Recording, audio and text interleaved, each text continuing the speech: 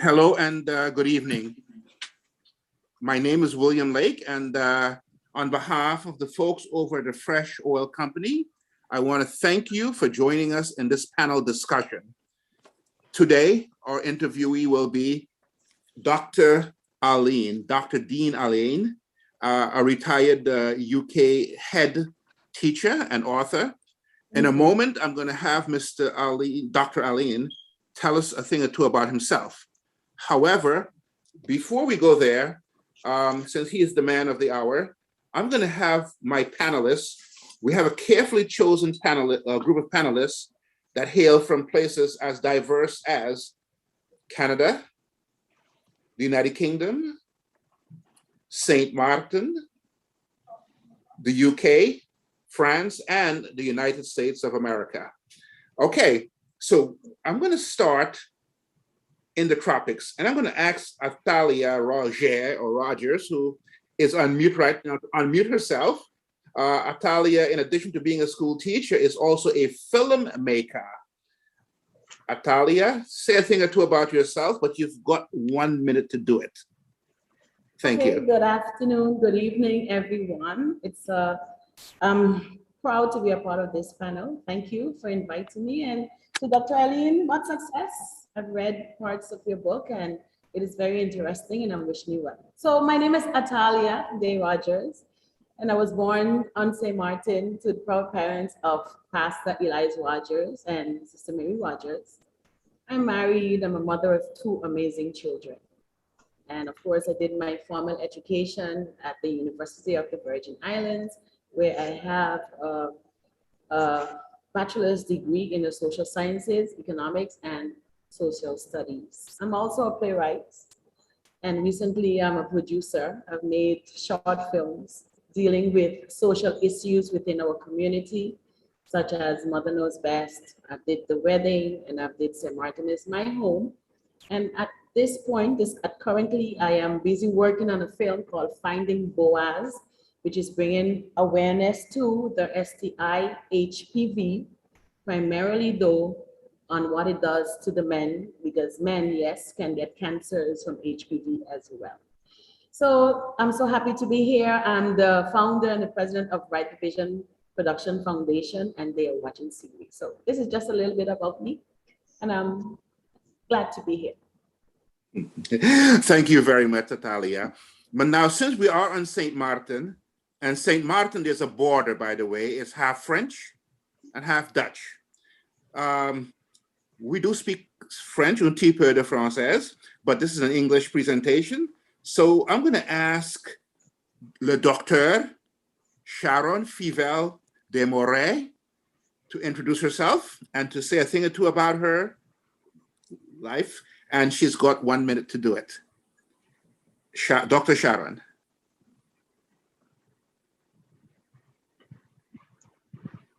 She's on mute. I think we missed her. Mic is on mute. Dr. Moray? Sorry. I forgot about that. Yes, I'll start again. My name is actually Romeo Fivel Desmarais. Ever since I was a little girl, I thought it was unfair that men kept their names and women didn't.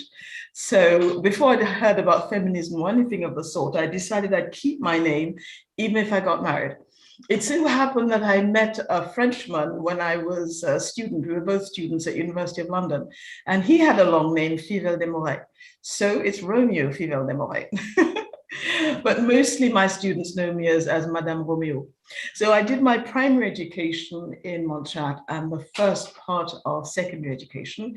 Then I did A-levels and my first degree and my doctorate in Britain, Oxford for the school and University of London.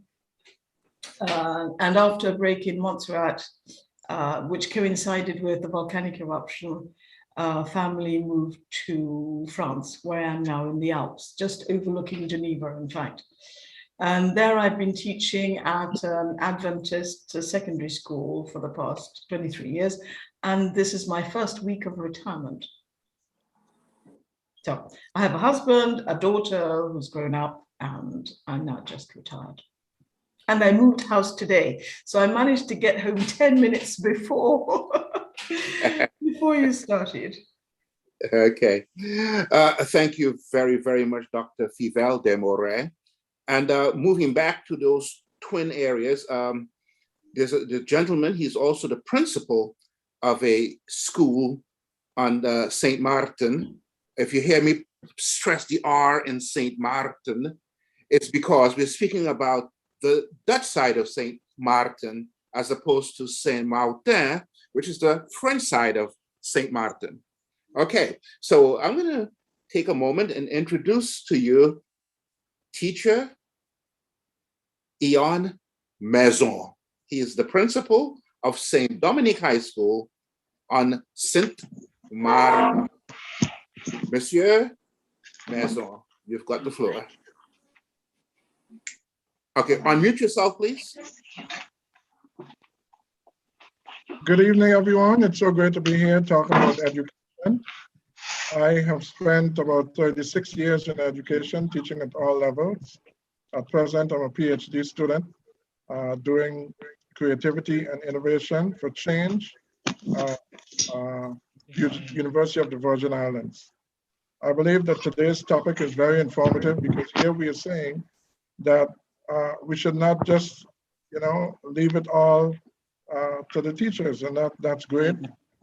There's so many things good things that we'll be able to say and recommend to parents here today. Thank you for having me. Thank you, Monsieur de Maison. Now, as we move on, there are amongst us, Dr. Alleyne, there are some people who have been around education for quite some time and have seen it and have seen the changes, have seen the innovations. Some were great innovations and some may not have been as great. But one thing we've learned globally, they've taught us how to spare the rod and how to spoil the child. I'm not sure if there is a midpoint between that, but I'm going to introduce you to someone who may be able to take us there.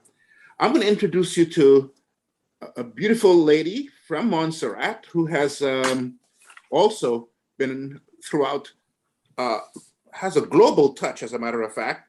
So I'm going to introduce you to Mrs. Elizabeth Romeo, founder and chairman of Good Health Africa.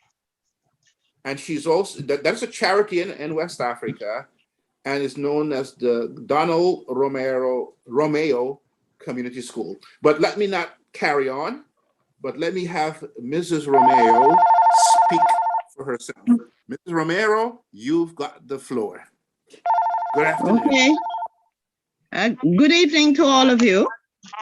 And as you have said, I'm Sarah Jane Elizabeth Romeo. And it so happens that you have another Romeo with you there, Sharon, my daughter. So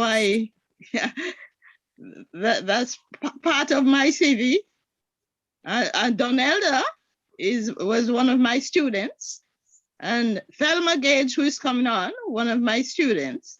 So I've been around. Now, I started to teach in Salem, in Montserrat.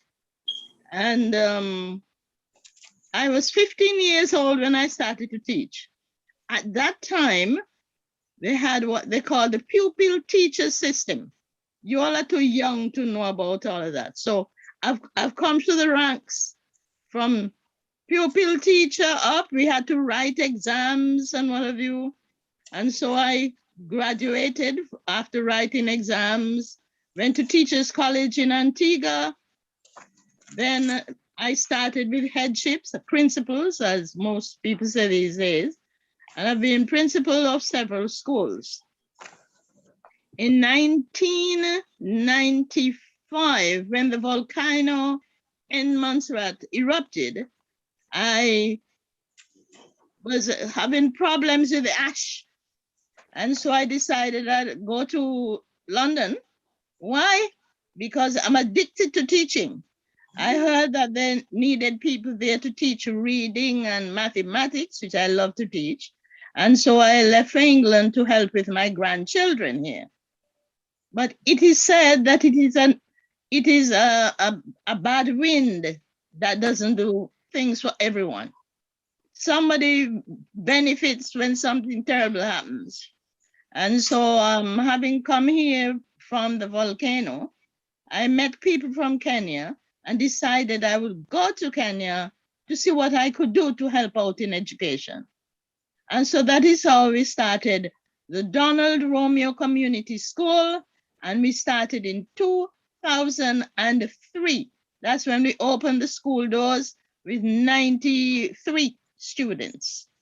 Now, in our school, we follow the philosophy of Seventh-day Adventist education. In Seventh-day education, number one, you have to know the language of the country in which you live and know it well. We have to do Bible, accounts, health, agriculture, mathematics, you name it. And that's where I'm at presently at the school, Donald Romeo Community School. And the school has been doing exceptionally well. I should say God has blessed our efforts there. And academically, we have been one of the top schools in the district in which we find ourselves. What else do I say to introduce myself is that I think that what anybody needs for progress is the word of God. And so I have put very much emphasis on dealing with the Bible and teaching the word of God. The psalmist David says, "The entrance of thy word gives light." Anyone who studies God's word, something good triggers off in their head and they start to learn. That's from my experience. So we do a lot on Bible, and we do a lot on English, and God has been good. I look forward to learning a lot from all of you people. And as I said, I taught in Montserrat, I taught here in England, and I've done some teaching in Kenya. So there you have it. Okay. Thank you very, very much, Mrs. Romeo. And I had the pleasure a few years ago of meeting a prime minister of Montserrat here in New York by the name of, ready for this one? Donald Romeo. Oh, I think he happens to be my son. Which happens to be your son, I found out. Yes, I found out that earlier this afternoon. Job well done. I give God the praise. Give all praises to the Almighty for sure. Yeah, now, the last panelist who I have not introduced as yet, he lives in the city of New York, and he holds a bachelor in accounting from Pace University. He is he's only non-educator at the table, even though he did teach on a college level for a few semesters at the SUNY Maritime. He did his bachelor's at Pace University, and he did his master's in finance at Manhattan College in the Bronx, New York.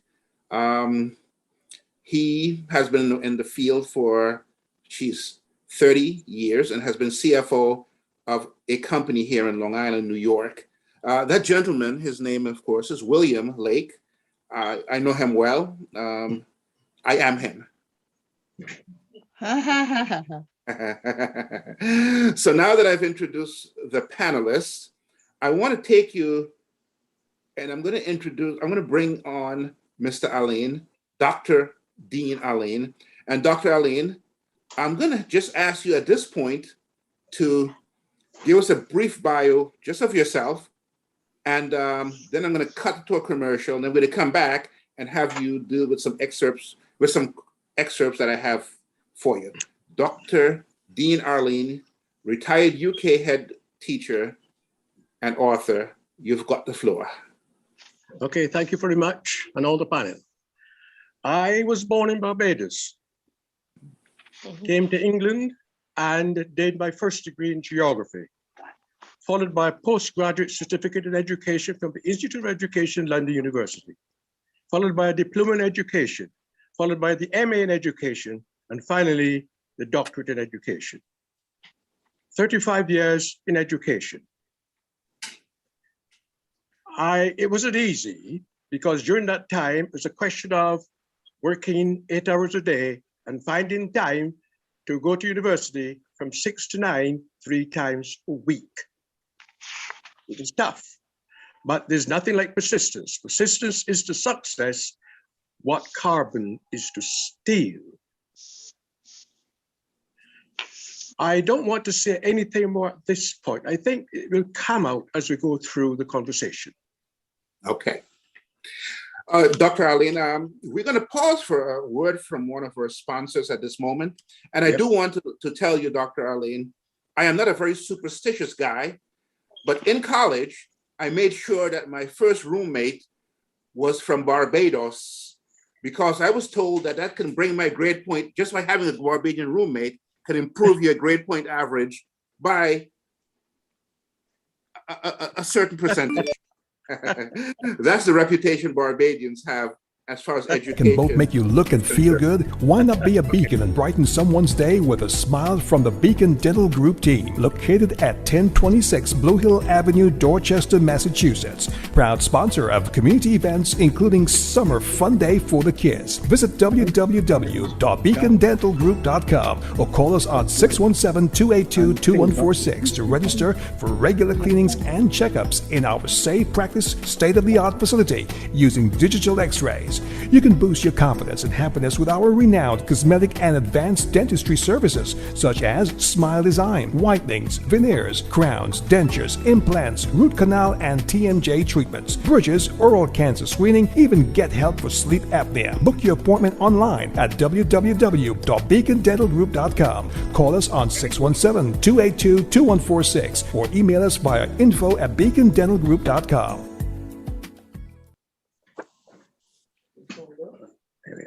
Thank you.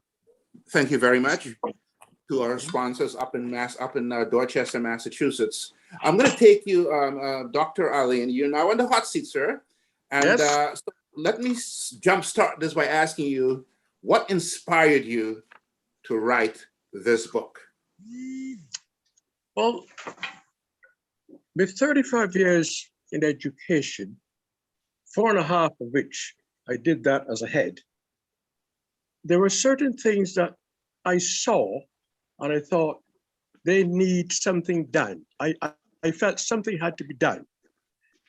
I asked myself, standing on the steps one morning, as I was admitting a new cohort of the first year, why is it that some of these kids come into the school bright-eyed and bushy-tailed like squirrels, full of excitement?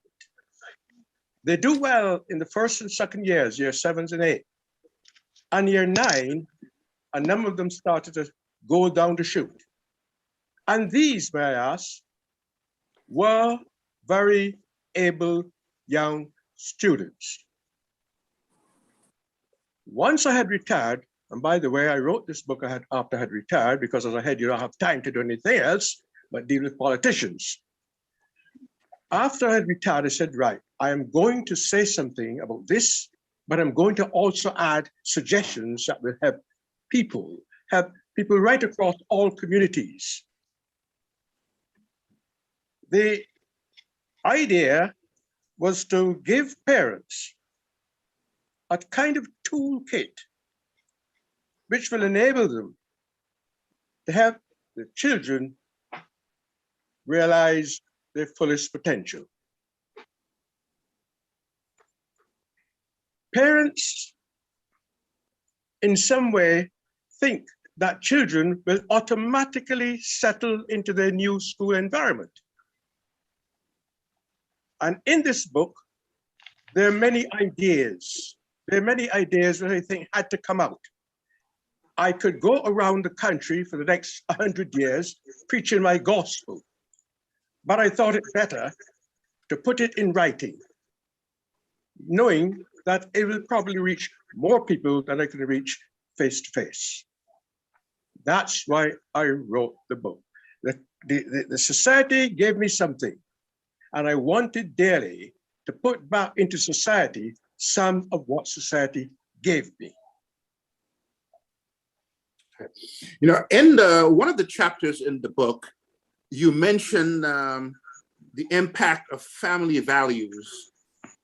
Can you give us a vivid description of that? And when you're doing that, at the end of that, I'm going to ask Mrs. Romeo to chime in and give her views on what you've said. Right. Sir, you've got the floor. To begin with, we have to know what values in the context in which I'm talking. We learn from our parents. Things that build our character, What do you want? hold our personal growth. They influence our Raise your hand, but not now, though. and they are part of the experience that affect our behavior. Many decisions made by children are grounded in family values. For instance, the choice of peer group, option choices, even to do or not to do well at school. These reflect, to a large extent, family values. They enable children to know themselves better by helping them to recognize and hopefully understand where they and the family stand on the socio-economic landscape. Parental values can bring about a better understanding of respect for others who have different values. For instance, the interaction with those of different values, for instance, ethnic groups. Listening to the child's concerns and feeling understood and listened will help your child feel supported, especially important in times of stress. Once you've done that, you listen and you move on.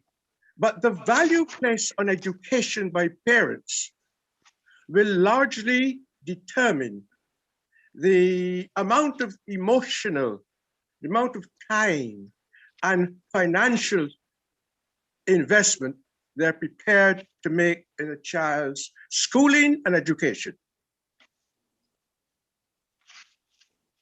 Where it comes in their list of priorities is also very, very important. Values form that network within which families operate. Okay. Now, Mrs. Romeo, Yes. you've heard what the good doctor had to say. And keep in mind, as you answer this question, you are also justifying the fact that Dr. Sharon Fivel-Desmarais is here with the word DR in front of her name. You've got the floor, Mrs. Romeo. Yeah. Could you repeat the question, please?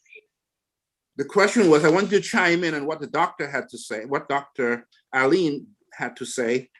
And I also said, as you answer the question, or as you chime in, I want you to keep in mind that you're also justifying the fact that there's a Dr. Sharon Fivel-Desmarais at the table, that you were in effect also responsible for her being at this table with the word DR in front of her name, doctor, as opposed to just Sharon. Well, You've got the floor, doctor. I must say, well, it's strange for me to hear anybody address her as doctor, because she, as a person, never insists that anyone refers to her as Dr. Romeo or Dr. Fivel-Desmarais. She has always been, in my opinion, very humble with that. And well, I would say from her childhood that she has always been somebody who loves to learn. And well, she had parents to back her up. And I think my answer to what Sharon, to what doctor has said would come out as we continue the discussion, because you know there are lots of things that influence a person's education, and in many ways I tried my best as a teacher. One thing I never did is to perhaps keep her at a desk to make sure that she does homework and this and that and the other. She was always somebody who wants to read a book rather than jump around and play. And yes, sir.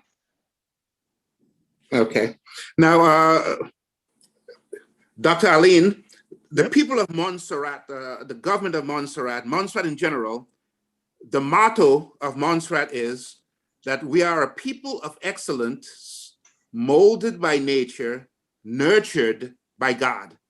That is the motto of the country of Montserrat. So you're going to see a lot of referring back and forth to Montserrat. But before we go there, I want to switch over down to St. Martin for a moment. And I want to bring teacher Eliane Maison to the forefront. And the reason being, St. Martin has become this cultural melting pot of Eastern Caribbean people, and they all end up in some shape or form in his school system. Dr. Maison, can you say a thing or two about the family values input and the success or failure of students in your system? Tying it back to what Dr. Alleyne said earlier about the family values. Thank you very much. I like your introduction about the melting pot, and I am indeed part of that melting pot. I grew up in born in Guyana, grew up in Antigua, living in St. Martin, 4 parents from Martinique.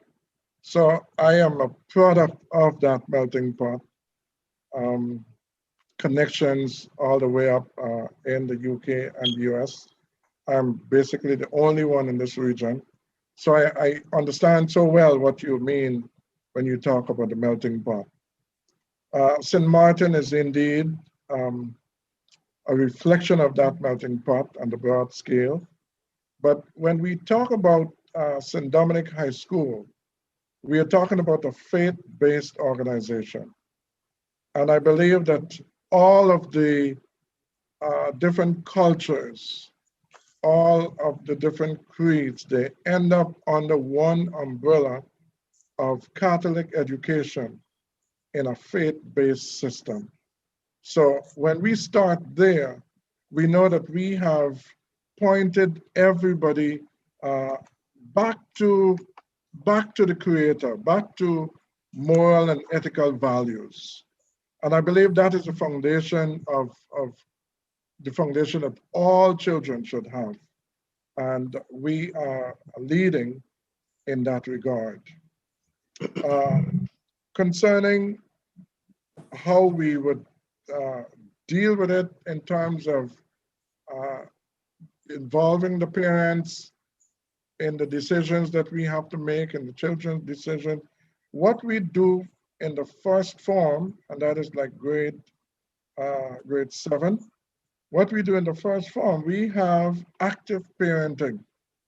And active parenting is a direct approach of combating the many ills and the many things that can go wrong with a child's education beginning high school. For active parenting, we have about 3 or 4 sessions, interactive sessions. Now in COVID time, we will move these sessions online. But we talk about things that would affect the child's learning and behavior at school. We address them this year, we address them using literature. This year, we are using the 7 laws of Covey, 7 habits of Covey, to let the parents understand how the children should learn. Dr. Lake, you mentioned about, the children learning and getting their values. And this is what we are doing. With the active parenting, we are directly influencing those values. That is what's happening at St. Dominic High School in St. Martin. Now, I'm going to change gears here a little, and I'm going to go back to Dr. Alleyne, Dr. Dean Alleyne, and when I'm going to have Dr. Dean Alleyne give us an example of a vivid example of how teaching, how the educators will educate the parents of these children in terms of how to deal with the children. So before I do that, though, we're going to get from you a comment, or after you're done, Dr. Alleyne, we're going to go to Dr. Demore for a comment, and we're going to go over to Atalia de Roger for a comment. And on this particular piece, there is a school teacher coming out of Brooklyn, New York, that also deals with people in that category, and her name is Miss Daly. So I'm going to have Miss Daly also weigh in on that. But right now, Dr. Alleyne, if you could give us an example of how do educators educate parents as to what to do to help the child succeed in school. Right. Now, the first thing to say here is that many parents today have an educational perspective based on 20th century pedagogy and methodology, and that teachers need to educate parents about where education stands now. I want to split this into two separate parts, although related. One is why is this necessary, and the other one is how. So it's the why and the how. Parents' personal experience with education probably tops the list of all I have to say here. But how the culture of the school accepts and relates to parents is a close second to that. Of course, every parent's number one concern is my child getting a proper education to compete and thrive in the world? Things have changed. We have to face that. In the past, communication was always done in a key way of bringing teachers and parents together. Today, we might add transparency as a key factor in parents' understanding of what goes on at the school. But what complicates these matters is that most were educated by teachers who employed 20th century pedagogy and methodology, which means that 20th century thinking and perspectives still prevail. We are struggling today to bring teachers up to speed with all the effects that results from our living in a technological-driven society. Education is a conservative institution that is slow to change, but make no mistake, it is changing. We must therefore recognize that parents are sometimes left almost entirely out of the process of change, and we have to do something about it. We have to do that because we need to educate them about the education of their children. Now, technology provides a number of methods for keeping parents informed. Of course, the most effective way of all this is to have the kind of eyeball-to-eyeball meeting. I'm now into the area of how to do this. In the past, parents' evenings and so forth did very well. They were very good things to have, where the teachers' expectations were pointed out. But we probably need to make that a more collaborative process now. You have to move away from that and add things like, say, these nights could be more effective if we allowed parents to pose sessions on topics which they find interesting. Teachers could pose topics that they thought parents should be aware of. So a night to learn about topics relevant to education in the 21st century would do very well. Next, a class website might also be helpful in creating transparency. Parents could then access the site at any time to see what is currently going on in a classroom. This might not go down too well, but it is a suggestion. And there are also many apps like Remind and the EdCamp model, which I know is already operating in North America, that allow teachers to communicate via text to parents without revealing the phone numbers of the teachers or parent. I think that those little ideas should do well. Okay. Now, thank you very much, Dr. Alleyne. Now, before we go on to Dr. Desmarais, I want to pause for a word from one of our sponsors.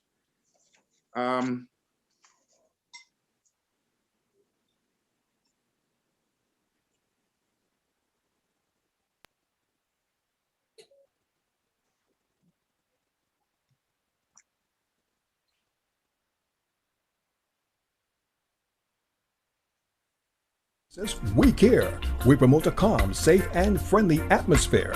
If you're looking for professional and trustworthy carers that observe COVID-19 and other safeguarding protocol, give Happy and Great Home Care Services, the best elder care in New York, a call on 718-684-1601. Private pay clients are welcome, and our services include post-surgical assistance, physical disability support, care for dementia patients, escort services, general aging support, going on holiday vacation care, spiritual caregiving, and great referral services. Visit www.happyandgreathomecareservice.com. Call us on 718-684-1601 or email info@happyandgreathomecareservice.com to learn more or to sign up. And remember, we care.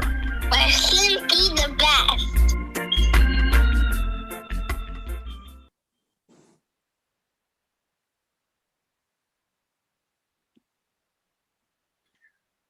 Thank you very much. So now I'm going to move on to Mrs. Desmarais. Mrs. Desmarais, you are on the hot seat now for a few reasons. Number one, Dr. Alleyne spoke about the family values, how to teach the parents to deal with the children at school. You are the product of such a parent that actually knew what she wanted, and you may or may not have gone along with what she has done. You may have followed her script, or you may have gone on your own script. But either which way, we are looking at the success of the educational system. How did you do it? And you're on mute. Can you unmute, please? I suppose that the simplest thing to say is that I didn't do it on my own. And I listened to Dr. Alleyne speak about the importance of getting parents involved in school and interacting with the school. Sorry, and I think that has been one of the problems that a lot of children of Caribbean and other non-British middle class have had in the British school system, in that there were different assumptions associated with different class and culture. So I'm old enough to have grown up. I spent the first part of my life, first 15 years of my life in the Caribbean, and in a school system where parents, you sent your kid to school and the teachers took care of teaching them. You might have been invited to the odd meeting here and there, but you weren't expected to be actively involved in stimulating your child or guiding them. Teachers were the professionals who were supposed to do that. When you have people coming from that kind of background into a British environment where it's assumed that parents will be actively involved if they want their children to progress, And you have parents who don't have that in their background. I remember speaking to Montserrat and Dr. Kwame, I forget what his surname is now, from Hope Bunny. And he was rather amused because he had taken an African name. And so the teacher in his kids' school assumed that he was African because he called himself Kwame. And the teacher said to him, "Oh, you African people do so much, your children do so much better because you're so much more involved with the schooling. But the Caribbean parents, they don't take an interest."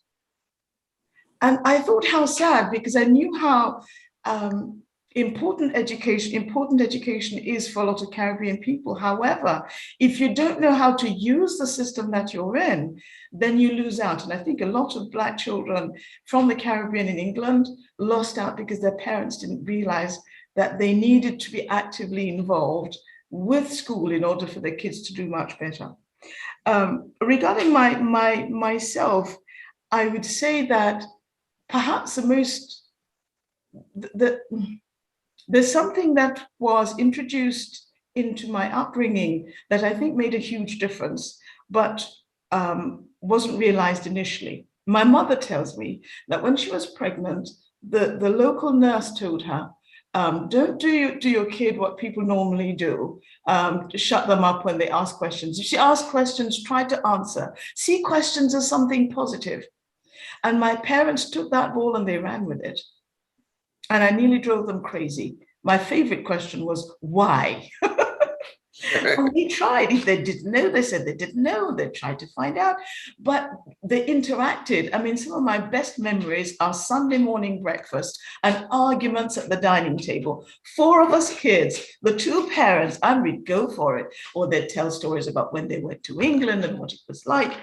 And one day I came across the lady who taught me to read. In fact, she taught me to read at 2, which gave me a love of books from very, very, very, very young. And I went to her house and she was saying, "Oh, I was so disappointed. I found your brothers and your sisters so disrespectful to your parents." And I was, goodness me, things have changed because our parents didn't take any nonsense. And I said, "Well, what did they do?" She said, "Well, we were sitting at table and they contradicted your father and they told him they didn't agree with what he said."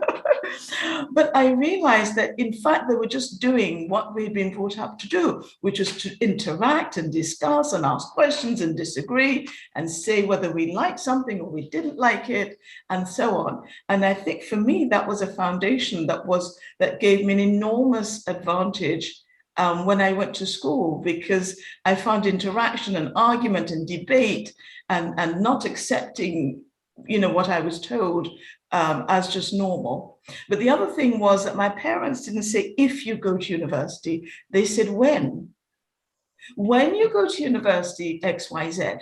So there was a certain assumption in the family background that I can't take any credit for. I grew into it. But there's one last thing I've just wanted to say regarding the interaction of parents very, very young and the importance of that.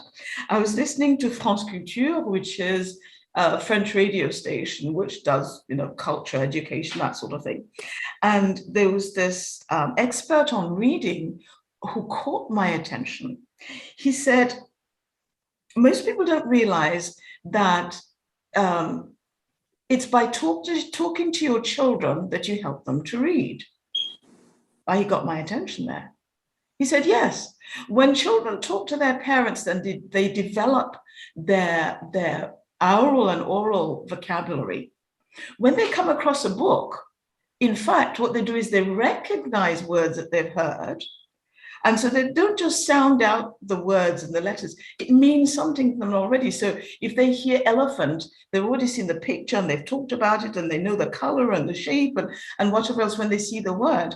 A child who hasn't heard the word before will see elephant, but it doesn't mean anything much to them. So they're stuck with kind of sounding words out, but then not developing from the point of view of comprehension. And I saw that happen in practice. Now, I'll just finish on that with my daughter. Now, she grew up, She was born in London, spent some time in the Caribbean, and came to France when she was 5 and could understand a bit of French, but wasn't speaking it yet. In fact, the kids made fun of her at school because her French was horrible. However, so we decided to put the emphasis on French and learning to read in French and so on, and leave English aside. However, we had a family tradition of each night just before going to bed to read at least 3 books, one in English, one in French, and something from the Bible story, something like that. And so we kept reading. And then one day when my daughter was 8 or so, I saw her taking one of her English books, turning the pages rather slowly. So I said, "Oh, you're reading the pictures." She said, "No, I'm reading it." I said, "Well, we didn't teach you to read English, so you can't be reading it." She said, "Well, I can." And she started reading. And I realized that, in fact, though we never taught her to read English, we'd been speaking English, we'd been discussing things in English, we'd been reading to her in English for years. And so we never taught her to read English. She learned it by herself. And I think if a lot of parents realize that conversation at home and having books around, not telling people to read kids to read books, but for them to see you reading and enjoying books, that gives such an enormous gift to your children when they go to school. I think parents need to be encouraged to do that from babyhood, in fact. Okay. Thank you so much for the insight. I want to move on now, and I'm going to ask Ms. Daly if she can chime in on what she's just heard. Ms. Daly? Hello, can everyone hear me? Yes, we can. Okay, perfect. So hi, yes, my name is Minetta Daly. I am from Brooklyn, New York, born and raised. My family, however, is from Aruba, Jamaica, and I have many family that lives in St. Martin, so I feel like a naturalized St. Martiner. So hi to everyone from St. Martin. I actually am an early childhood educator at Brooklyn Landmark Elementary School, which is where I am right now. I'm actually in my classroom, and I have a baby here, so if I dart away, it's because I'm still watching my children. So I definitely agreed with many of the points that were brought up earlier about informing parents or trying to help inform parents about being involved in their child's care and education. And I really feel like for many years, we would describe and push for parents to be as involved as possible. And they really felt like it was just the teacher's responsibility to teach their children, forgetting that all parents are the first educators of their children. When I get their children, my students are 3. So when I get their students, they already have 3 years of conditioning and programming installed in these little minds.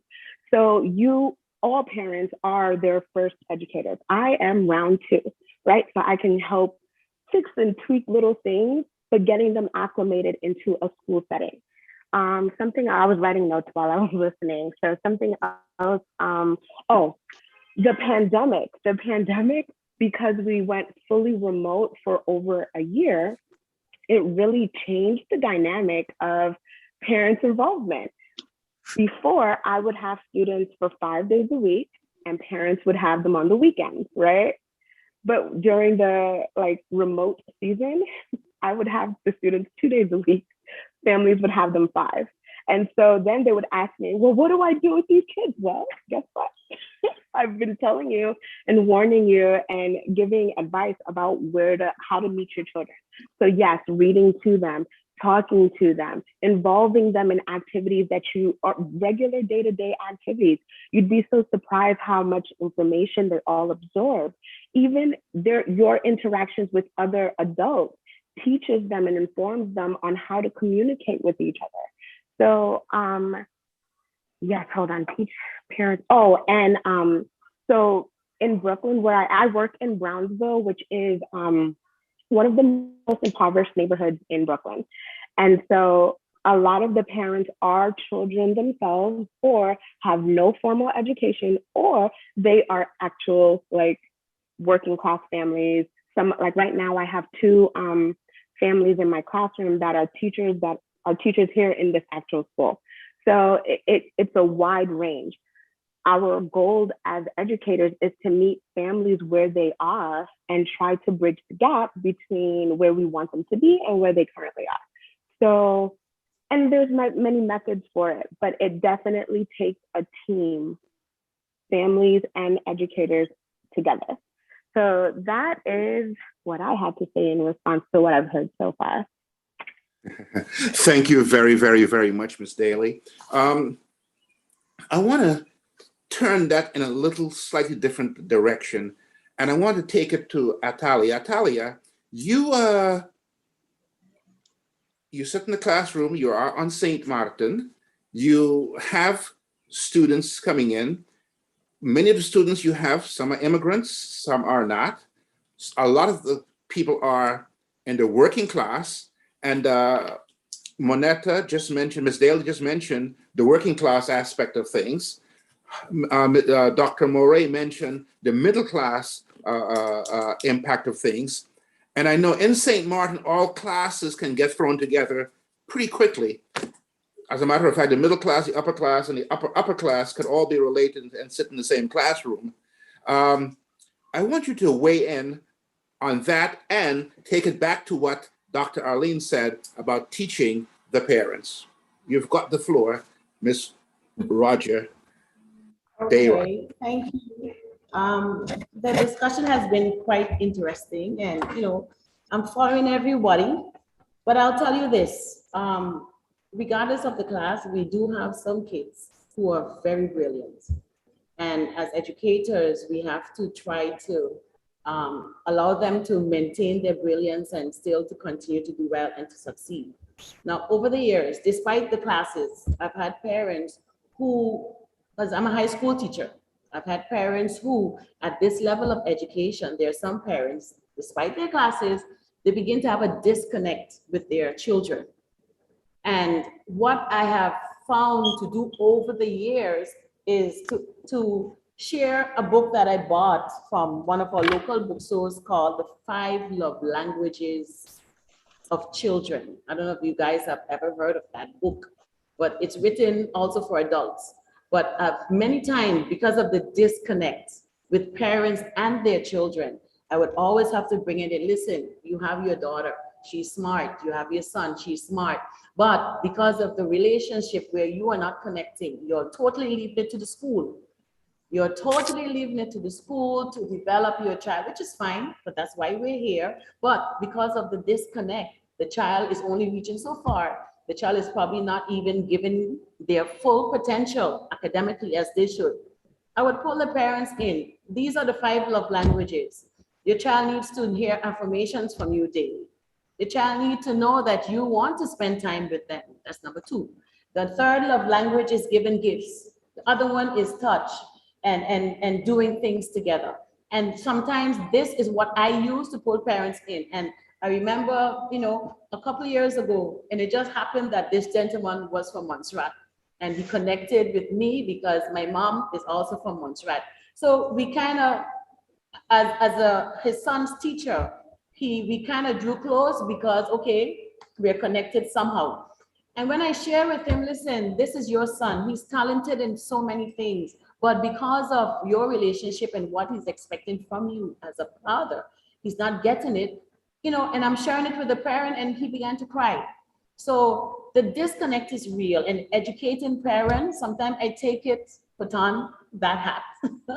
We're a motivator for parents, but trying to pull them in, educating them from that perspective. Your child is a human being. Let's treat them as such, and then the education part will fall into place. So despite the classes, because I see this on all levels, I see with poor families, middle class families, and upper end families, it's all the same. If the disconnect is there between the parent and the child, there are times when the child struggles. And I would definitely take that approach. Work on the parent to work on the child. That's my approach. Okay. Now, Dr. Alleyne, Atalia wrote a screenplay called mother knows best. And at the end of the day, her focus was back on the parenting system on the household. And I want to ask you to take a look at what was said by the previous speakers, Dr. Moret, about the Principal Maison and whatnot, and share with us some thoughts that came through your mind as they said what they said, and have you been able to capture those in the book?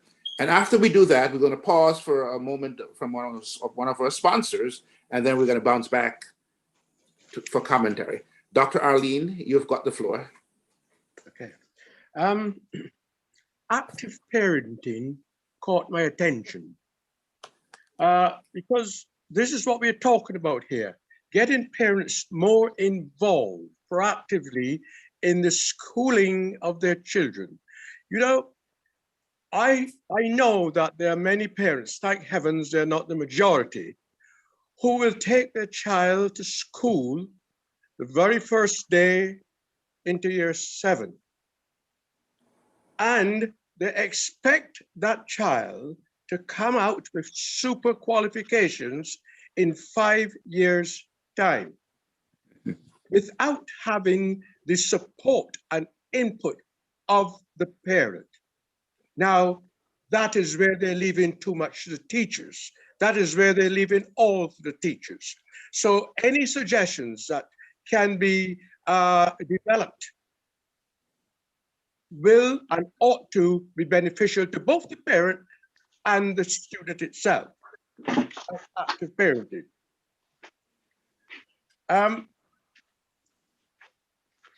Before you, one of the members on the panel mentioned about system, before you use the system or how to use the system. Now, I always held the adage that before you can succeed in any system, in any institution, whatever it is, you need to know how the system works before you can succeed in that. It doesn't matter whether you're a teacher just entering a school for the first time. You need to know what goes on there. What are the promotional criteria? You know what courses you have to go on to qualify for this kind of thing. This is why parents must get more proactively involved in what goes on in the school. If they don't know that, then there's very little chance that they're in a good position to help their children succeed at what they want to do. So I picked up on those 2 or 3 points. I hope that helps. Yes. Now, thank you very much, Dr. Alleyne. Now, before we go on, I just want to pause for a moment, and I just want to bring a word from our sponsors. And after that, I'm going to go specifically after Dr. Maison, Professor Maison, and I want to bring it back to Talia, and I want to bring it back to Dr. Moret from a different angle. Now, a word from our sponsors.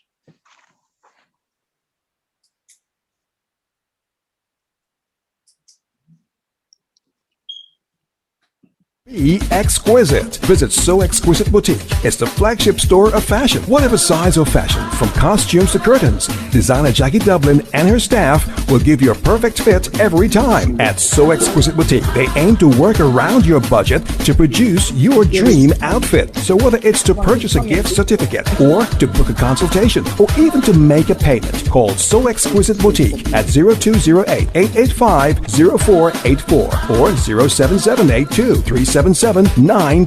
Visit them online at www.jackiedublin.com. Ask about their 8-week hands-on practical sewing courses. At So Exquisite Boutique, the motto is, you dream it, we'll create it. So Exquisite Boutique, located at number 8 Walton Road, Tottenham, N15 4PP, just off Broad Lane in London.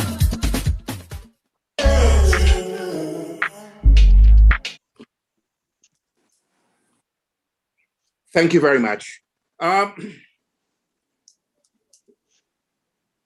Principal Maison, student comes to your class.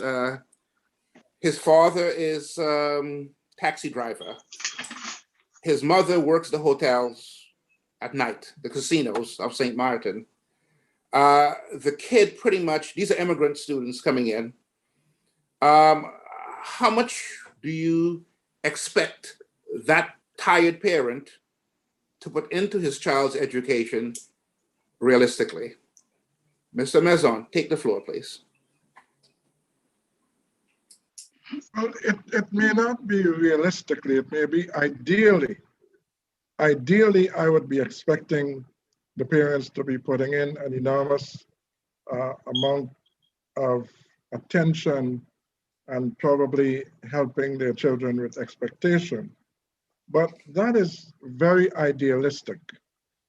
The reality is that we as teachers must force this connection. And how we force this connection at St. Dominic High School is by helping the parents to understand the pedagogy we are using now in COVID times, now in modern times, and what the expectations are from those. So you mentioned the taxi driver, probably the politician, and you know, the regular person who's doing a 9 to 5, possibly doing some shifts in the casinos. This has implications on many things.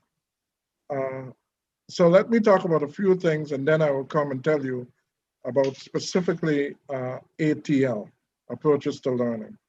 So all those different income groups we are talking about result in the family having less. The more shifts a parent do, the more taxi work a parent might attract, the more time the politician might spend at his or her desk. It always means that the children can have more. And the teachers are expected to fill this gap. Case in point, because we're in COVID times, things are uncertain, complex, ambiguous, volatile. And so even being in COVID times, we see that conflicts at home and conflict resolution skills are lacking. And they're lacking, and they leave our children with less. Some parents give up. They give up because they started too late. Some parents do not have the time. We just mentioned the shifts and the casino working and all these breadwinning activities. Because of COVID times, some may not have the resources, and so the gifts are less. And like Ms. Day pointed out, that love language decreases because not much love, not much time, not many gifts. These are all gaps that are created. And it creates the gap that causes a friction in the relationship between the child and the parent. Again, here's where the teachers must come to the rescue. So what we are doing at St. Dominic High School, we are encouraging the parents to know what is happening at school. We are encouraging the parents to have conversations with their children. We do this in two ways. The first way is to create a circle of communication, and that is a tight circle.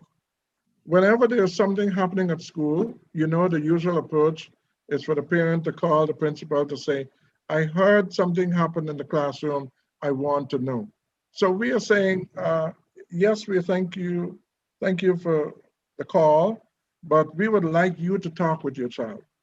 Find out from the child what happened. Did the child talk to the teacher in the classroom?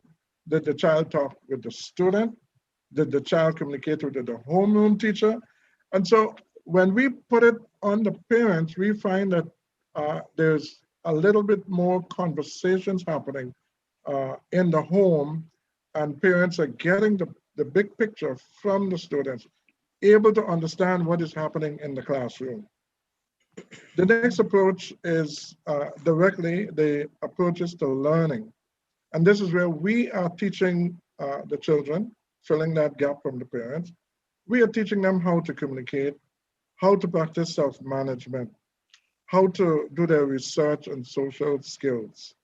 And it is so important that as children are improving their communication skills and their self-management skills, it takes the burden sort of off of the parent, because the child now understands what they should and should not do in a conflict or in any situation. So at St. Dominic High School, our program is geared to helping the tripartite relationship of school and of home with the child involved. So parent, teacher, and child. Okay, thank you very much. Now, I want to go over to France for a brief moment. Can you weigh in on that, Ms. Desmarais, Dr. Desmarais, in terms of, your student is in your classroom, he just came from West Africa, there was a revolution, things are not good at home. He's a migrant worker, or his parents are migrant workers, and earning money is a key part of what they are in France to do. In St. Martin, you have a similar situation, which I'm going to have Atalia come in and chime in on. You get workers coming in from Jamaica, you get workers coming in from places like Haiti, and they've left a situation behind that, but anyhow, let's get first to the France side of this, and then we're running tight on time. But let's go to the France side and to the St. Martin side, and then I'm going to bring back Dr. Alleyne to mention a few things about the book. So let's go. Mrs. Desmarais.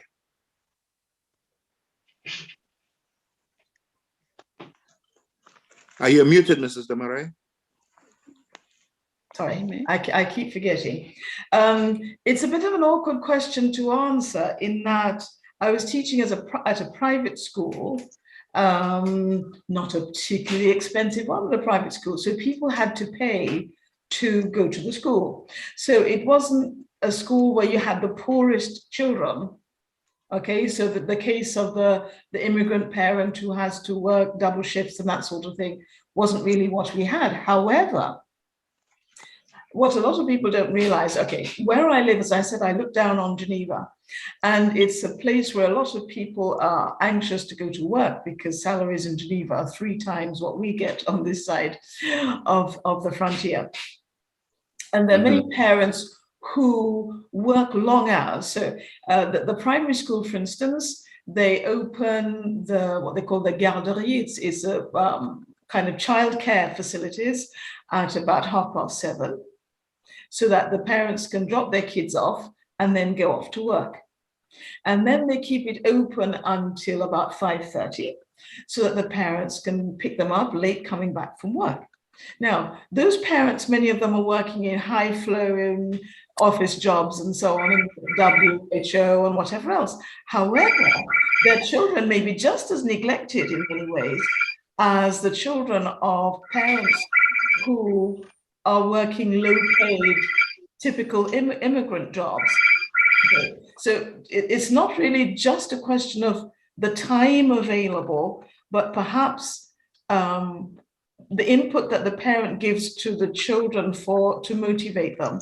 And I found that whether they were rich or poor, what made a difference was, to me, there was a spiritual aspect to it. Do the children know why they're alive? Why they go to school? Why are they studying? And I think parents are the main ones who give that kind of meaning. And if children don't know why they're going to school, why they have to study, what's it for, what's life about, then however privileged they are, they won't learn. I mean, I had lots of kids who came, that school was for meeting friends. They didn't really understand why they were there. And so they did the minimum. They never achieved excellence, because they didn't get that input to tell them why they were there. Okay. Now, taking that same situation down to St. Martin, Atalia, in your situation, you get the rich and the poor that tend to get swooshed together a lot in St. Martin. How is that working, and how are the parents interacting with that? How do you manage the parents' interaction? Sorry, can you refer to Mrs. Romey? Atalia had an issue with her phone. She left, so Mrs. Romey can get the phone, or she's just coming back in. Okay. So I think she missed the question, but Mrs. Romey can make a comment quickly while Atalia gets to hear what you had to say, and then Dr. Alleyne. Okay, Atalia, are you there? Yes, I got kicked out for a second, sorry. I'm so sorry. Okay. The question was, I was trying to get you to reconcile, so to speak, the situation in the classrooms in St. Martin, where within one classroom, you could have 3 or 4 different socioeconomic groups sitting together, trying to learn. And how do you manage the parent participation in those situations? Indeed, that can be a tough, very tough situation, because then now we're dealing with students who have and students who don't have. And we're dealing with parents who may be ashamed to come forward to voice and say what their situation is. In a case like this, we'll pull in our social worker, and the social worker will try to bridge the gap in getting the parents to cooperate, as we must say, to get the parent more involved. Because these are the parents who would stay away. These are the parents who also think that the teacher knows what they're doing, so I don't need to get involved and I will stay away. We have a lot of parents who feel that way. Maybe it's out of respect for the teacher, maybe. But our social worker would get involved to try to bridge that gap, to get the parents more involved. Okay. Thank you very, very much. Now, what I'm going to do next, I'm going to bring on Dr. Alleyne after a word from another one of our sponsors. And Dr. Alleyne is going to take us through a copy of the book. He's going to walk us through the key points of the book, which comes out a little bit backwards here in my picture. But so let's go first, a word from our sponsor, and then we're going to go to Dr. Alleyne. Roach. I'm a published author and a performance poet. I perform and write. My business is actually called Words by Aliogana Pearl. Now, my published book, Tamarind Seeds, is available on that site. And if you check out my page on Ads No Limits, you'll find out so much more about me and a little bit of a background to who I am and more about what I do. I have a lot of experience in theater, years of experience in theater, but I actually have been involved in one movie which was produced by Hammer Films Antigua.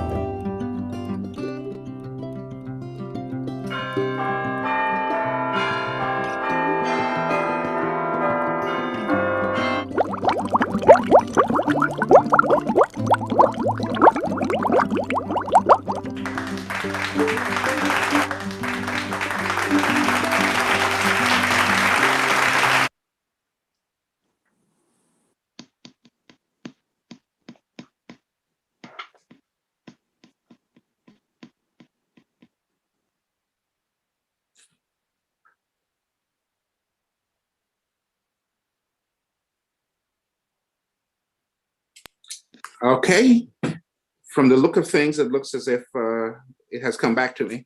Welcome back. Dr. Alleyne, I want to have you walk us through the book and give us the salient points of the book that we have, or we may have missed as we discuss the various pieces that were pain points for some of the educators we had online. Dr. Alleyne, could you just take us there? Right. Now, before I get straight into the book, I did take note of what a number of speakers said. And what came through to me quite clearly is the emphasis they placed on the parents. I want to just support what they said by pointing out how parents and why parents can be the best role models for their children, although sometimes they themselves don't know that. And this came out in my research, where I had 150 students. I asked them, who is your best role model? They said the parents. The fact is, 70% of those parents didn't even know that they were their children's best role models. Now, a child can be inspired to become the best they can by having a role model to remain focused on what they can be.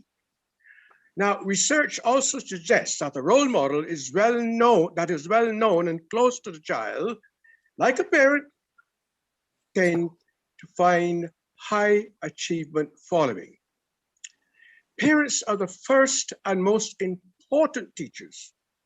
And because of this innate trust children have, they feel anything they do is the true and proper way to behave.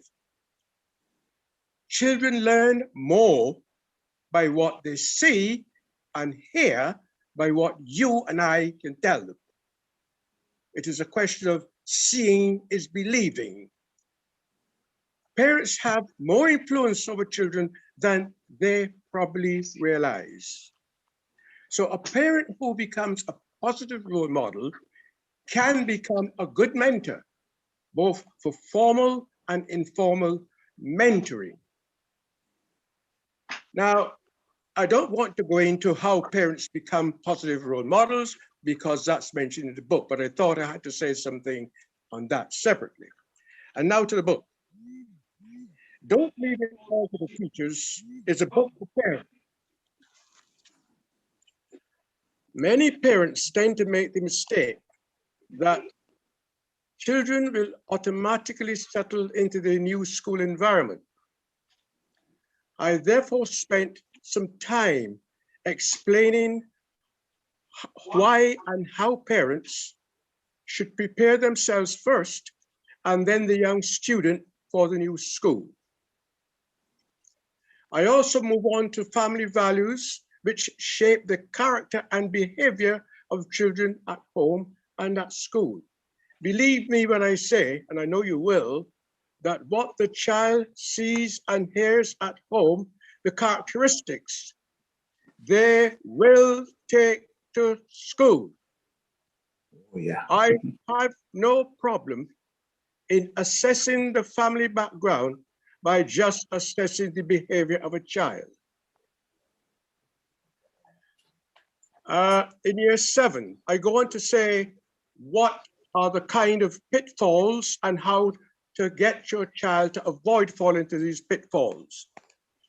The book explains how values encompass those things we learn from our families in childhood and how these values serve as a reserve when the child is in a bit of a tight spot. In year 8, which is the second year, the undesirable influences of some peer group friends are pointed out, together with what you could do to minimize the chances of your child falling prey to such unhealthy influences. And this section also includes how to recognize the warning signs in the child. Now, let me tell you what I'm talking about here very quickly. Year 7, the child is busy trying to learn the physical geography of school, trying to do their best for the teachers, trying to make new friends, and so on and so forth. I skipped to year 9 because in year 9, the student is then pointing towards or looking towards option choices. They're focused, they have something to focus on. Year 8, therefore, becomes almost the year of the doldrums. Nothing much is happening. And they're either told by siblings or friends that that's the year to just cool out, do nothing, take your foot off the pedal. Wrong, because where there is slack, then the evil creatures get in and take up that slack. Now in year 9, I said something about the student making major decisions for the first time, option choices. And these are based on a number of things, not just parental values, but the knowledge of the pupil. The thing to remember is that at this point, the child has to cope with various types of expectations. The expectations of the teacher, the expectation of the parent, the expectation of its peer group, and the expectation of the pupil or the student, him or herself. That is mental conflict. And over or underlying that may be the what I would call the emotional and physical development at that time. That's a lot of conflict. Suggestions are given on how parents can help children work through stressful months, like working towards a GCE. I spend time describing 4 likely homework scenarios that can pop up during a child's schooling and how to deal with each. What can be done to reduce stress might be experienced by some parents at parents' evening is addressed. In other words, parents generally, most of them, are stressed out when they have to go to parents' evening. Why? They're not prepared. They don't know what questions to ask. They sit there like receptacles, receiving what the teacher says and don't question it. And the teacher really welcomes a parent who questions them, because what it shows, they have a very good interest in the child's schooling. The link between schoolwork, homework, and teacher expectation is also explained. How to become a positive role model, as I said before. The book is written for parents of all ethnic groups, of children from year 6 to year 11.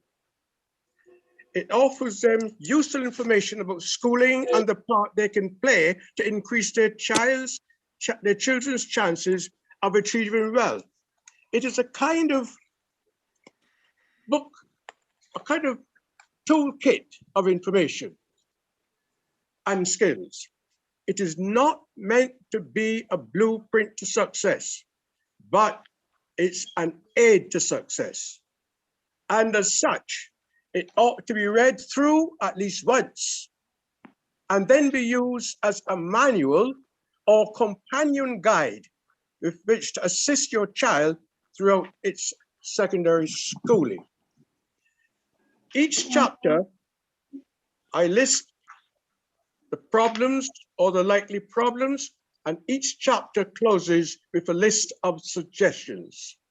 It is written in simple language, not in paragraph form, because I do realize that there are people of other ethnic groups for whom English is a second language. So the book is written in bullet point form, straight to the matter, followed by bullet point suggestions. Thank you. Thank you very much, Dr. Alleyne. Now, I want to move over quickly to Mrs. Romeo. Mrs. Romeo, you've heard what the good doctor had to say. And again, I'm looking at you for the life experience that you brought to the table. Can you chime in on it? Are you in agreement with it? Are you want to add or subtract from it? You've got the floor, Mrs. Romeo. All right. The first thing that came to me with the topic, I wanted to ask the doc, what does it stand for? He says, don't leave it. You know, in Munster, you say, I'm not calling names. What does it stand for? It means don't leave your child's schooling all to the teacher. That's what it means. I took it, doctor, that the it stood for education. Don't leave education. Yes, yes, it can mean that as well. Yes, you're quite right. It can mean that as well, of course. Yeah. Okay. I was just playing with words. Anyway, the point that I want to move on to is prenatal influence. Before the child comes to school, before the child is 1, 2, prenatal, before a child is born, what influences the mother being the most important part in the child's life then, what role does that play in a child's education? Prenatal influences. As a Bible student, you have John the Baptist. His mother was told, well, what she should eat and what to drink. We had Samson, and today, science tells us that, you know, the child in the womb is affected by what the mother does. And so if the mother likes to read or what have you, my own personal experience with my daughter Sharon, when I was pregnant with her, I loved 2 books, a grammar book and a Bible. And it so happened that the child came, and she always, from a very small child, would always speak English, no matter what you say around her. She always responds in English. At 2, she was reading. And I'm still going back to girls, these young girls now who have children. Somebody has to teach them somewhere.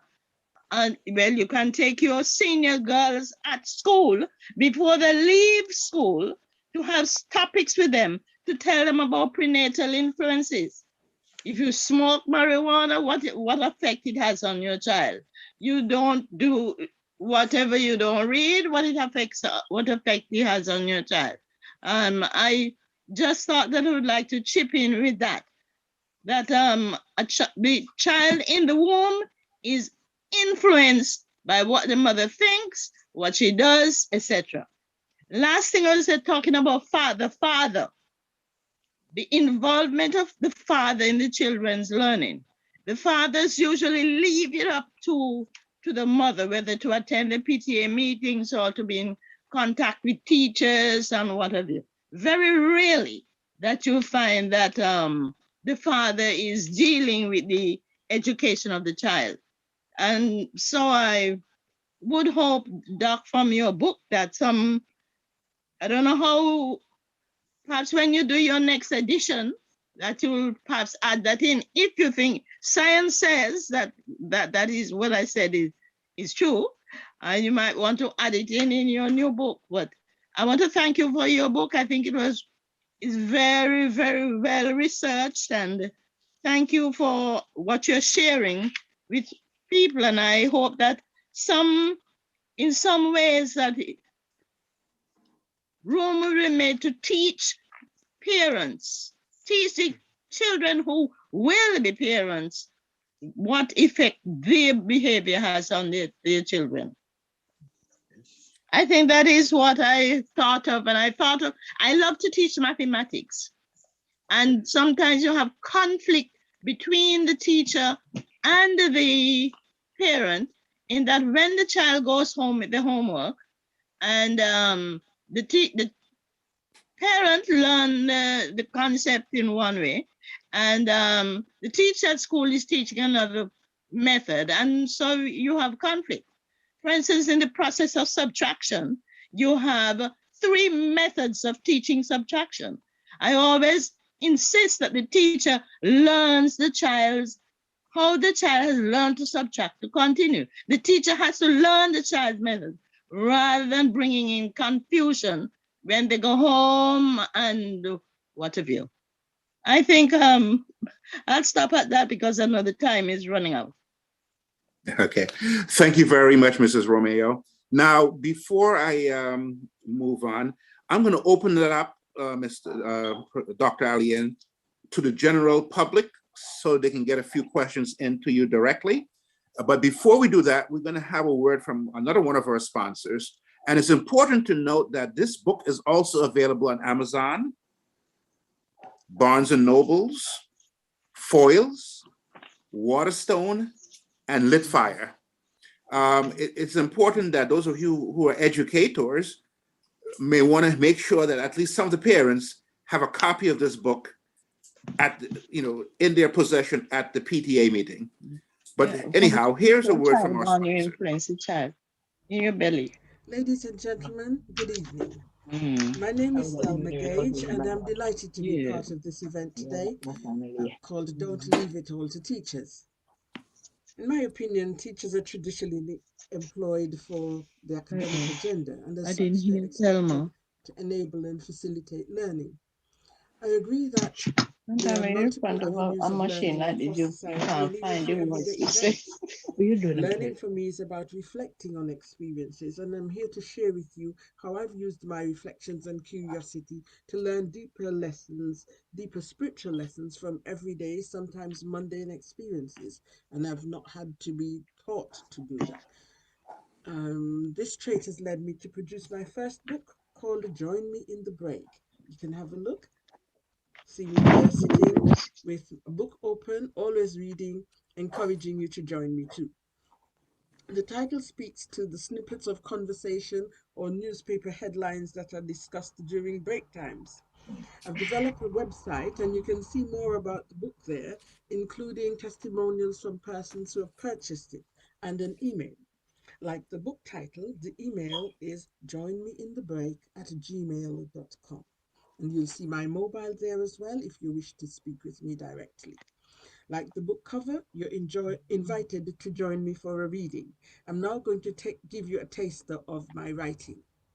It's called At the Bakery. I've often marveled at the variety of things that can be made from flour in any culture. Come with me and let's scan bakeries around the world. Starting in Europe, we can go to France for a croissant, Italy for pizza or biscotti, stopping in the Mediterranean for pita bread before crossing to India for chapati and naan bread, and heading down to Israel for bagels, then crossing to South America for the tortilla and enchilada, ending in the Caribbean for roti, hardo bread, and bun. You hungry yet? In our multicultural society, we don't have to travel too far to treat ourselves to tastes of other countries, because bakeries carry items that depict the demographics of the area. However, common to all bakeries is the regular yeast bread, which can be served whole or sliced in rolls or breadsticks. Some supermarkets have in-house bakeries producing hundreds of freshly baked loaves every day. When we don't feel like cooking, we can easily be satisfied with bread. Bread is a staple grocery item, whether one is rich or poor. This made me think of bread as a universal product that not only satisfies our physical hunger, but is required on a daily basis. Might there be a spiritual parallel to this picture, something that satisfies our spiritual hunger? I recall Jesus describing himself as the bread of life. In John 6:51-53, he reminds us that daily manna came from the skies for the Israelites during their wilderness experience after the exodus from Egypt. In contrast to that bread, which was for a time, Jesus says that he represents the bread that has eternal benefits. He came to show us the love of God. When we celebrate the communion service, we are remembering how he changed places with us and offered his body as a sacrifice and suffered the punishment of our sins on the cross so that we can experience the freedom of redemption. Isn't this the epitome of love? I encourage you to get to know the God whose love is available to each of us every day. And just like physical. Okay. So I want to say thank you very much. And I want to have some, to take a quick look at the panelists and have your panelists, can you prepare for us each a 30-second closing remark? But before we do your 30-second closing remark, I want to open it up for the general public that want to ask Dr. Alleyne a question. And keep in mind, the book is available at Amazon, Barnes & Noble, Foyles, Waterstone, Little Fire. So it's available both sides of the pond, the UK and the United States, and of course, France. Anyone from the public that has a question for us?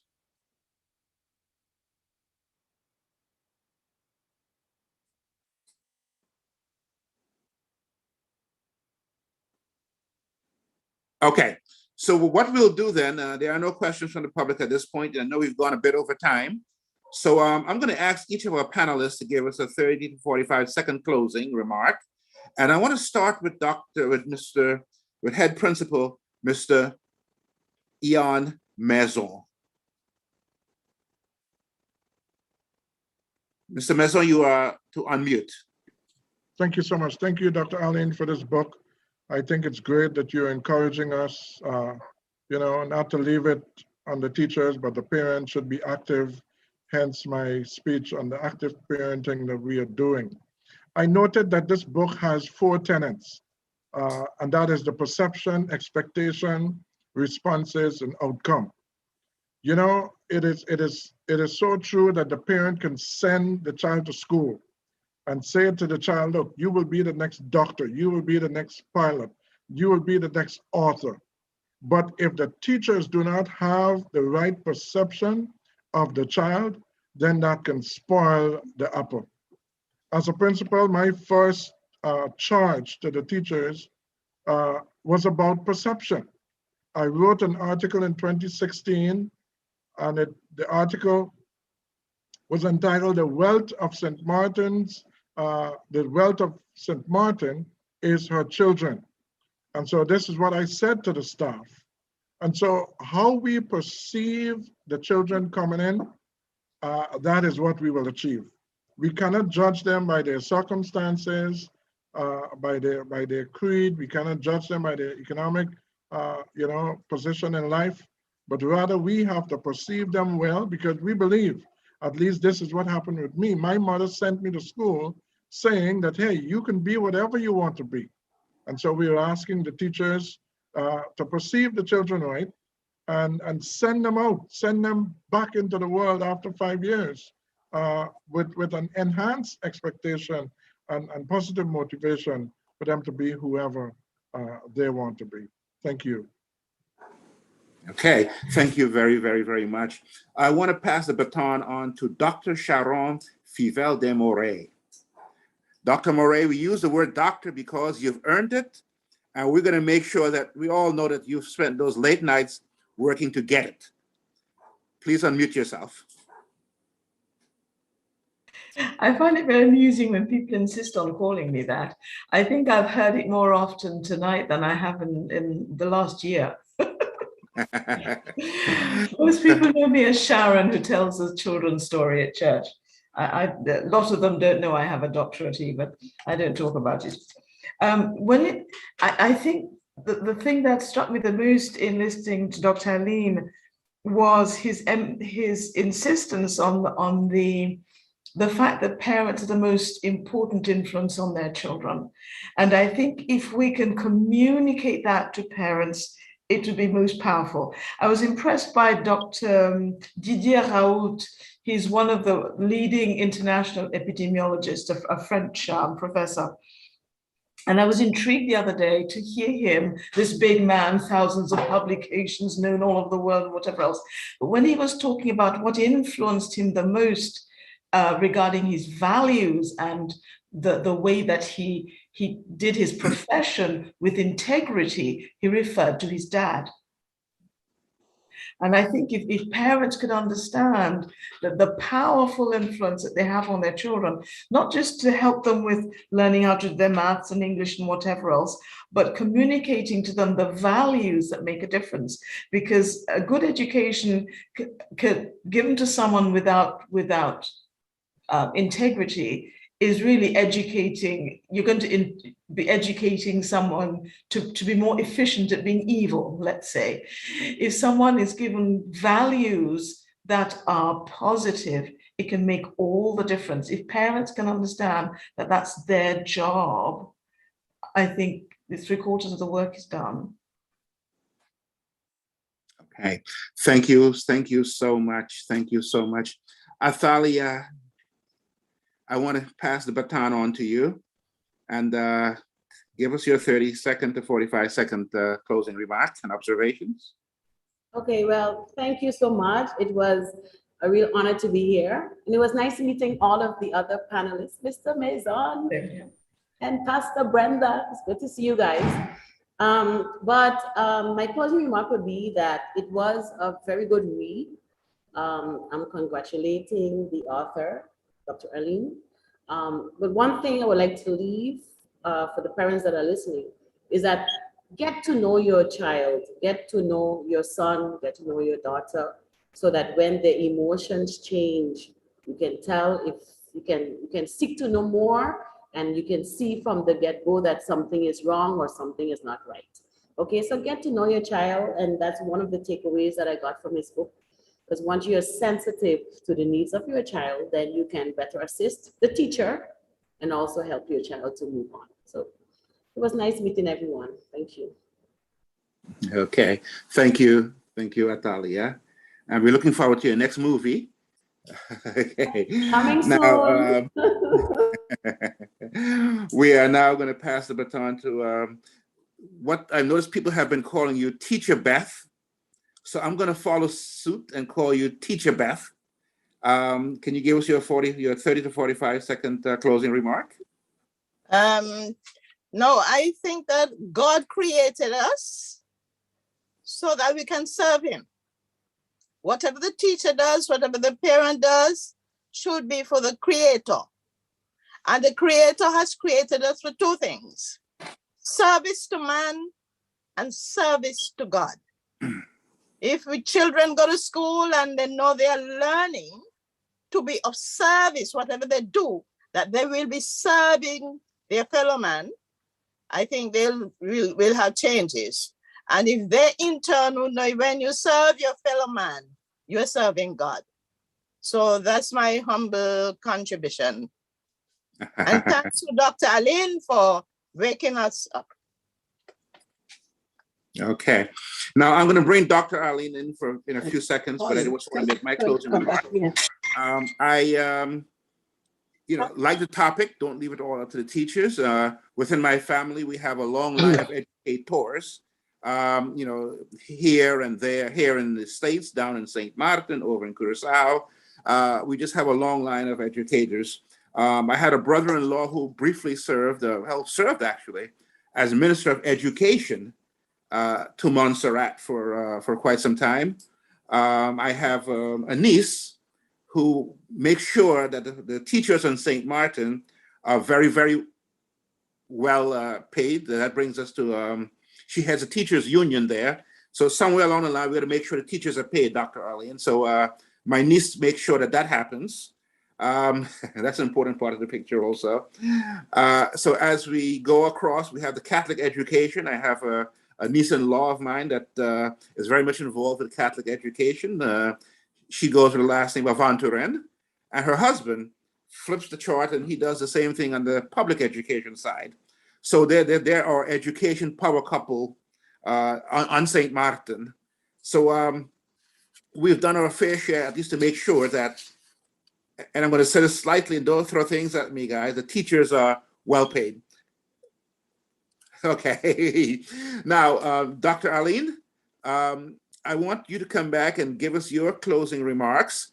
And you're not restricted to the 30 seconds that everybody else is, for sure. And after that, we're going to ask Teacher Beth their prayer. Well, the book, I hope, will bring benefit to those parents who are not engaged, because the real aim of the book is to get parents who are not engaged in their children's schooling, and those already engaged even more engaged in their children's schooling. That is what I would like to leave. Okay. With that, I think all good things have to come to an end. And one of the things I wanted to do to work with Donelda to make sure that at least at some of our parent-teachers meetings here in the States or down in St. Martin or elsewhere, we can have this type of a Zoom meeting, or at bare minimum, a copy of the book that teachers can hand to parents and send them home to read. So that's something we're hoping that we can get to. We are not there yet, but we are trying to get there. And on that note, anything else before I think I've taken care of all the businesses we're supposed to take care of here. Again, I want to thank the folks over at Fresh Oil Company Limited for having this, and Dr. Alleyne for making himself available, and to our panelists who have given so much of their precious time to make sure that we have a broad perspective on what's going on. And on that note, excuse me, Dr. Fivell. I'm sorry? Dr. Fivell reminded that Eon Maison did not get a chance to give his wrap up. And I'd also like to just thank everyone for participating and, making the event what it is. A lot of people text me, said they were listening on YouTube and that we should do it again. It's very informative, but we try to limit it for 1 hour and a half. So we've gone way past our time.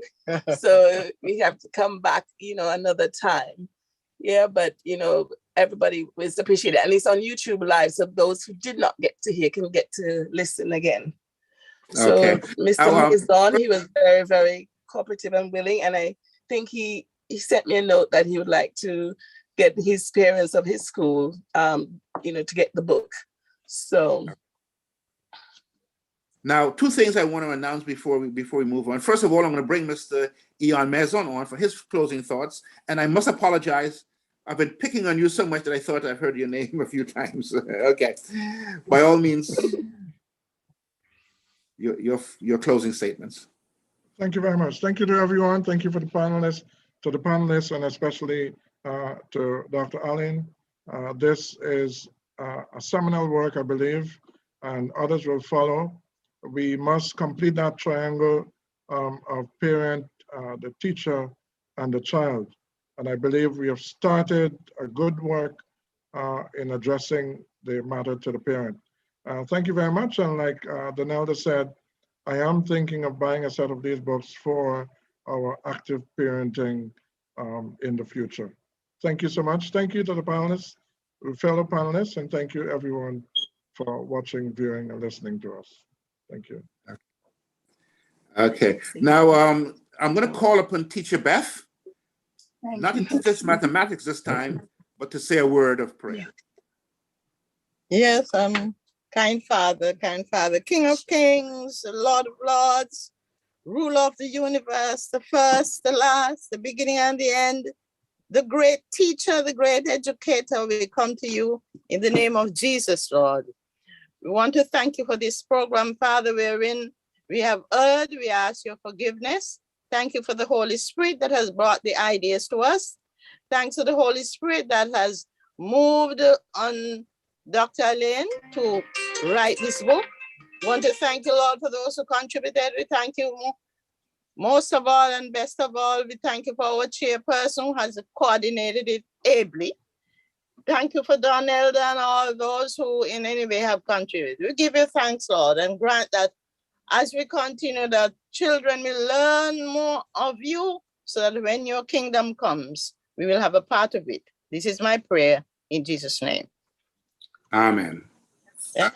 Thank you, Mr. Chairman and members of the committee. Thank you so much for giving up your time to listen to me. Thank you so much. Thank you very much. Thank you. Thank sir. you. Thank you. very Who much. this gentleman is? You've made it all happen. Okay. Mrs. Roman would like to know who you are. I failed to let her know that you're my uncle on my mother's side. All right. So his name is William Lake. Yes, sir. I have relatives in St. Martin. The Lynch guys. We are on YouTube Live. Yeah, some Lynch. Ah, okay. Julian Lynch and You know him well. yes, okay. Give them my regards. He has God written bless. Pardon?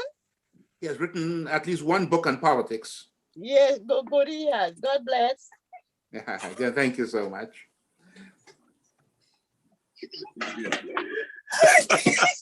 Okay. Okay.